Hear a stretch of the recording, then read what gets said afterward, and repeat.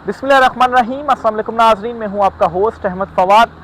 आज तारीख है 20 अक्टूबर और दिन है मंडे का। 4 खबरें हैं जी आज की व्लॉग में आपके साथ में शेयर करूंगा। पहली बड़ी ब्रेकिंग न्यूज़ तो ये है कि सुहेल अफरीदी ने जो ज़मीन गर्म की है ना, इसके बाद इस्लामाबाद में जो परेशानी है ये दिन ब दिन बढ़ती जा रही है। एक राब्ता किया गया है जी हुकूमत की जानिब से और इस्टेब्लिशमेंट ने भी कुछ पैगामात पहुँचाए हैं और मुसलसल ये राब्ते और पैगामात पहुँचाए जा रहे हैं सुहेल अफरीदी को। लेकिन इस नए राब्ते में कुछ मुख्तलिफ अंदाज़ अपनाया गया है। क्या इमरान खान साहब से मुलाकात करवाई जाएगी? खैर, एस्टेब्लिशमेंट इस बात पर तो रेडी है, लेकिन वो चाह रहे हैं कि ज़रा कंप्रोमाइज़ थोड़े से हो जाए सुहेल अफरीदी।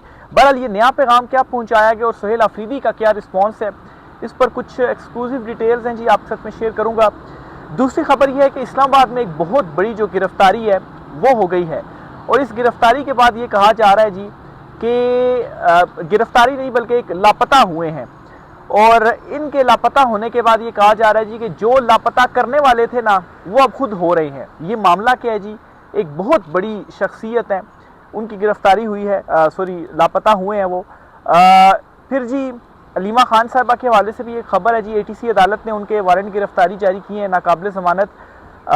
और आखिर में जी आपको मौलाना फजल रहमान का मसला क्या है, इस पर भी कुछ तफसीलात आपके साथ शेयर करूंगा जी कि वो क्यों अचानक से एंटी एस्टेब्लिशमेंट खुद को दिखाने लग पड़े हैं। इसके अलावा जी अदालतों में भी बड़ी अहम डेवलपमेंट्स हुई हैं। इस्लामाबाद हाई कोर्ट में जो सुहेल अफरीदी ने दरख्वास्त दी थी इमरान खान साहब से मुलाकात के लिए, इस दरख्वास्त के ऊपर नोटिस जारी हो गए हैं वफाकी हुकूमत को जो इसमें फरीकैन थे। इस पर भी तफसीलात शेयर करूँगा जी कि नोटिस में क्या कहा गया है, कब तलबी होगी और कब नेक्स्ट जो समात है वो होने जा रही है। सुप्रीम कोर्ट ऑफ पाकिस्तान से भी एक खबर है जी, वो भी आप सब में शेयर करूंगा। सबसे पहले तो जी आते हैं जी सुहेल अफरीदी वाले मामले के ऊपर।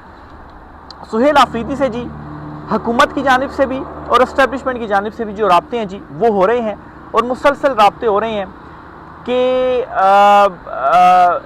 एक तो जो प्रेशर बन रहा है, सुहेल अफरीदी ने जो अमन जिरगा जो है वो बुला लिया है। फिर जो KP असम्बली का इजलास आज जब मैं ये व्लॉग रिकॉर्ड कर रहा हूँ तो 2 बजे का टाइम था, तो उसमें भी तकरीरें होनी है। खैर शाम लेट जो है वो उस हवाले से भी डिटेल सामने आ जाएंगी। उसका एजेंडा तो बुनियादी तौर पर जो है वो ऑपरेशन से रिलेटेड था, सिक्योरिटी और अमन अमान की सूरत हाल के हवाले से था। फिर इसके अलावा सुहेल अफरीदी काबीना जो है वो अनाउंस नहीं कर रहे जब तक वो इमरान खान साहब से मुलाकात नहीं करेंगे। तो इन 3 इकदामात ने ना अंडरकाउच कर दिया है, या जो दबाव है ना वो इस वक्त एस्टेब्लिशमेंट के ऊपर बढ़ा दिया है। और वो ये चाह रही हैं कि मतलब है कि ज़रा सा भी अगर कंप्रोमाइज़ हो जाते हैं ना सुहेल अफरीदी, ज़रा सा होने का मतलब ये है कि एक मरतबा ज़रा सा हो जाए, फिर अगली मरतबा मज़ीद हम बढ़ाते रहेंगे तो मुलाकात हो जाएगी, वो कोई मसला नहीं है। तो अब जी बाकायदा तौर पर इनडायरेक्टली ज़रा धमकी मेज़ जो चीज़ें हैं जी वो भी सामने आ रही हैं। वो कैसे जी? मुनीब फारूक हैं जी, उर्फ मुन्ना इनको भी कहा जाता है, इनके हवाले से ख्याल किया जाता है जी एक तो एस्टेब्लिशमेंट की माउस पीस हैं जी। वो ये कहते हैं कि हुकूमत सुहेल अफरीदी को बार बार मैसेज दे रही है कि आपकी ब्लैकमेलिंग नहीं चलेगी। अच्छा, सुहेल अफरीदी ब्लैकमेलिंग कर रहे हैं? क्या ब्लैकमेलिंग कर रहे हैं? वो कह रहे हैं जी कि इमरान खान साहब से मैंने मुलाकात करी ताकि मैं अपनी काबीना फाइनल कर लूँ। इसमें ब्लैकमेलिंग क्या है भाई? यही उन्होंने कहा है ना कि मुलाकात करनी। भी ब्लैकमेलिंग तो आप कर रहे हैं कि आप उनकी मुलाकात नहीं करवा रहे। क्यों नहीं मुलाकात करवा रहे? इजलास में आपका आना ज़रूरी था, या तो आप नालायक थे, आप नहीं आए, या फिर अब आप ये सोच लें कि आपकी ब्लैकमेलिंग हम नहीं चलने देंगे। सुहेल अफरीदी 30 नहीं 31 दिन पूरे ले लें, इसके बाद जो तीर चलाना है चला लें। तो ये जो स्टेटमेंट आ गई है ना कि भाई सुहेल अफरीदी का जो इजलास में ना आना था, जो वज़ीर आज़म ने जो इजलास बुलाया था आला सतह का, जिसमें आर्मी चीफ साहब भी मौजूद थे और सारे जो सूबों के वज़ीर आला थे उनको भी बुलाया गया था, सिर्फ सुहेल अफरीदी नहीं थे। तो ये हिट किया है और इस वक्त फ्रस्ट्रेट हो चुके हुए हैं जी, जो ये रजीम है ये फ्रस्ट्रेट हो चुकी है कि आखिर जो सुहेल अफरीदी हैं वो एल यमीन गंडापुर वाला जो रोल है जी वो क्यों नहीं प्ले कर रहे हमारे लिए, ये वो रोल जो है वो प्ले करें। तो ये असल में जी फ्रस्ट्रेट हो चुके हैं और सुहेल अफरीदी बड़े डिफरेंट अप्रोच इस वक्त अपना रहे हैं। कानूनी महाज के ऊपर तो वो लड़ाई लड़ ही रहे हैं, दरख्वास्तें भी उन्होंने दायर की हुई हैं, लेकिन इसके साथ ही वो हिट भी कर रहे हैं और फ्रस्ट्रेट भी कर रहे हैं इस रजीम को कि नहीं, मैंने तो इमरान खान साहब से मुलाकात करनी है। इनकी कोशिश ये है जी कि सुहेल अफरीदी को पीछे लगाया जाए और जिस तरीके से अली अमीन गंडापुर को लगाया हुआ था, वो इधर जाते थे उधर जाते थे और मुलाकात जो है वो मर्जी से हम करवाते थे। तो सुहेल अफरीदी जो है वो ये कह रहे हैं जी कि ये सेटल होना चाहिए, और एक मरतबा नहीं, परमानेंट इमरान खान साहब से जो मैं मुलाकातें करूंगा वो सेटल होनी चाहिए, क्योंकि मैंने तो बार बार जाना है, इमरान खान साहब से चीज़ें पूछनी है, काबीना फाइनल करनी है, दीगर मामलात हैं, तो इसको वंस फॉर ऑल मैंने सेट जो है वो करना है। तो इस वजह से ये फ्रस्ट्रेट हो चुके हैं, और ये जो एक तड़ी सी लगाई गई है मुनीब फारूक के ज़रिए जी बज़ाहिर, तो इसमें जी साफ ही नज़र आ रहा है कि ये फ्रस्ट्रेट जो है वो हो चुके हुए हैं। और अब अगर अमन जिरगा होता है, इजलास के अंदर तकरीरें खुलकर होती हैं, और फिर कोई वहाँ पर जो है वो कानून साजियाँ होती हैं जो कि इनको मंजूर नहीं होंगी, तो फिर कैसे वो वहाँ पर कंट्रोल कर पाएंगे, और वहाँ से अगर चीज़ें कंट्रोल में निकल गई तो जो कुछ वादे वईद करके आए हुए हैं वो हम कैसे पूरे करेंगे, जो मिनरल्स वगैरह के वादे हैं, क्योंकि वहाँ से तो वो नहीं इजलास के अंदर बिल पास कर रहे, तो तब भी वो मिनरल्स निकाल सकते हैं, वैसे तो नहीं निकाल सकते हैं। तो इस वजह से ये ज़्यादा फ्रस्ट्रेट हुए हैं कि जी हमारा तो कंट्रोल ही निकल गया है, और ऊपर से मसला ये हुआ है कि सिर्फ सुहेल अफरीदी नहीं डटा, बल्कि उसके साथ पूरी जो पीटीआई है वो खड़ी हो गई है, जो कबाइल हैं, जो केपी की आवाम है वो खड़ी हो गई है। और सबसे बड़ी शिकस्त तो तब हुई है कि मैनेज नहीं हो पाया हमसे इलेक्शन, और हमने फिर भी अली अमीन जो सुहेल अफरीदी हैं जी वो वज़ीर आला बन गए। तो एक तो जी ये बहुत बड़ी जो डेवलपमेंट है जी वो हुई है। दूसरे नंबर पर जी खबर ये है कि यहाँ अदालतों से भी जो दरख्वास्तें दायर की हैं जी उनमें भी नोटिस जारी हो गए हैं। एक तो सुहेल अफरीदी की जानिब से इमरान खान साहब से मुलाकात के लिए इस्लामाबाद हाई कोर्ट में दरख्वास्त दी गई थी, तो इस पर आज समाअत हुई है। जज आज़म खान साहब ने जो है वो इस पर समाअत की, और एतराज़ था पहले इसके ऊपर आयद किया गया, लेकिन एतराज़ के साथ ही फिर जो दरख्वास्त थी वो समाअत के लिए मुकर्रर कर ली गई है।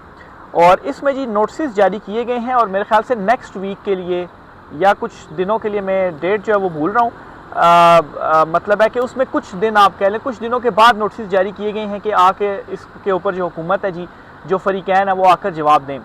तो अब मसला ये है कि एक मुलाकात का मामला है, इसमें दिन क्यों कुछ रखे गए हैं? आपको फौरी तौर के ऊपर या तो आज के दिन ही करना चाहिए था, या आप कल के लिए रख लेते भी। आप देखें पूरी काबीना है वो इस वजह से पेंडिंग है कि इमरान खान साहब से मुलाकात होनी है, फिर एक सूबे का वज़ीर आला उसको क्यों नहीं मिलने दिया जा रहा।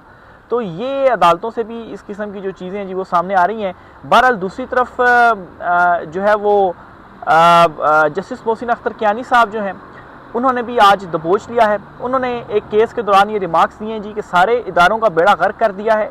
जिस इदारे में सीनियरिटी ख़राब की गई वहाँ मसाइल पैदा हुए, किसी को कोई बंदा पसंद है तो किसी ने अपना रिश्तेदार ऊपर लाना है।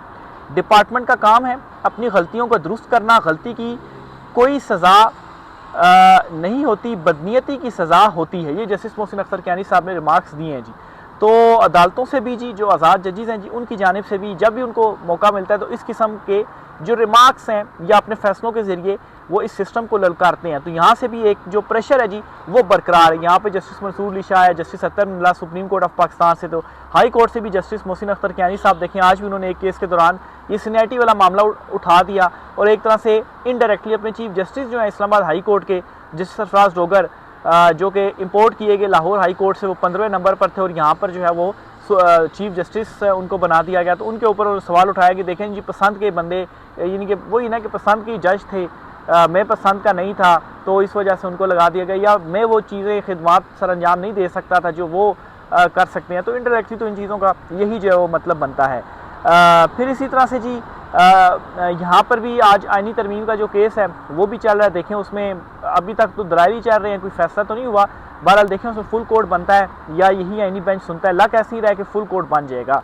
अगली खबर है जी इस्लामाबाद से एक बहुत बड़ी जो गिरफ्तारी है वो हुई है, और ये जी NCCIA ये है जी National Cyber Crime Investigation Agency. इनके डिप्टी डायरेक्टर मोहम्मद उस्मान जो हैं जी वो अचानक से लापता हो गए हैं, और इनकी बाजियाबी के लिए इस्लामाबाद हाई कोर्ट से खैर रुजू किया गया है। और इस्लामाबाद हाई कोर्ट ने जी पुलिस के ऊपर बरहमी का इजहार किया जज आज़म खान साहब ने, और 3 दिन की मोहलत दी है, और कहा जी कि उनको बाजियाब करवाएं, नहीं तो हम भी वही आर्डर करना शुरू कर देंगे जो बाकी बेंचेस कर रहे हैं, यानी कि आइन और कानून के मुताबिक।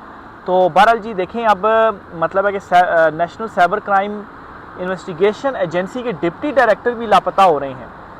तो ये तो बड़े ताकतवर शख्सियत होते हैं, और अक्सर मतलब है कि उठाया भी जाता है लोगों को। तो मतलब है इनको भी इस तरह से उठा लिया जाएगा, शायद ये मतलूबा काम नहीं कर रहे हैं या क्या मसला हुआ होगा। लेकिन अदालत ने आज़म खान साहब ने 3 दिन दिए हैं जी, बरहम भी हुए हैं। 3 दिनों में इनकी बाजियाबी हो पाती है या नहीं हो पाती, 3 दिन के बाद देखेंगे। बहरहाल ये एक बहुत बड़ी एक मतलब है कि इस्लामाबाद में भी एक अहम जो शख्सियत है जी, उनको अचानक से लापता कर दिया गया या उठा दिया गया। हो सकता है कि वो भी जब वापस आएँ तो वो कहें जी कि मैं भी कहीं शुमाली इलाका जात में गया हुआ था और वहाँ से फिर मैं वापस आया हूँ, मुझे लापता नहीं किया गया, ना ही मुझे अगवा किया गया है, तो मैं तो खुद ही गया था और ख़ुद ही वापस आ गया हूँ। यूँ केस डिसमिस हो जाए, वहाँ पर जाकर इनका सॉफ्टवेयर जो है वो अपडेट कर दिया जाए और उसके बाद जो है वो फिर इनको जो है वो छोड़ दिया जाए। तो ये जी चल रहा है। अच्छा, आगे वो जो सुहेल अफरीदी वाली दरख्वास्त थी ना, वो जस्टिस अरबाब मोहम्मद ताहिर, उन्होंने इस केस की जो समाअत थी वो की थी। मैं आज़म खान गलती से वहाँ पर बोल गया था। बहरहाल जस्टिस अरबाब मोहम्मद ताहिर जो थे, उन्होंने केस की जो समाअत है जी वो की थी और फरीकैन को उसमें नोटिस जो हैं वो जारी किए हैं। मौलाना फजल रहमान साहब जो हैं जी, उनका मसला क्या है? मौलाना फजल रहमान ने इससे पहले भी मौजूदा पार्लियामेंट को इस्टेब्लिशमेंट की लोनी करार दिया था, एक स्टेटमेंट उन्होंने दी थी और अब वो ये कहते हैं कि पाकिस्तान के हुक्मरानों को भी कह दिया है कि इसराइल को तस्लीम करने का सोचना भी मत, वरना हमारे शदीद रद्द अमल का इंतज़ार करो। तो ये मौलाना फजल रहमान ने कहा है। बहरहाल जी, मौलाना फजल रहमान साहब का मसला क्या है वो भी आपको बताता हूँ जी। हफीज़ुल्लाह न्याज़ी जो है जी, उनकी ज़ुबानी वो कहते हैं कि 8 फरवरी को इलेक्शन के बाद मौलाना का ख्याल था कि अगर नून लीग को हुकूमत दिलवाई जा सकती है तो मुझे भी कम अज़ कम बलूचिस्तान की हुकूमत तो दिलवाई जा सकती थी। इलेक्शन के बाद मेरी इनसे बड़ी मुफस्सिल मुलाकात हुई थी। वो बलूचिस्तान आ जा रहे थे। मौलाना बहुत सीख पा थे कि इनके साथ बलूचिस्तान में बहुत ज़्यादती हुई है। तो वो ये कहते हैं जी कि फॉर्म 47 में आप उनको हुकूमत बनवा के दे सकते हैं, तो मुझे भी बनवा के दें।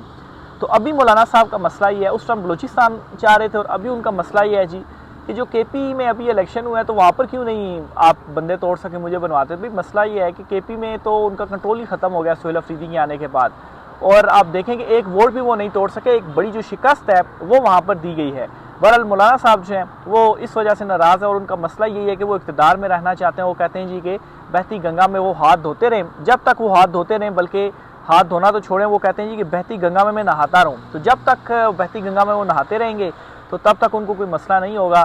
तो जब वो नहीं होंगे तो तब उनको जो मसला है जी वो होगा। बाकी सब वैसे ही है, एंटी एस्टैब्लिशमेंट होने का एक जो है वो बस बज़ाहिर दिखावा ही आप इसको कहें जी।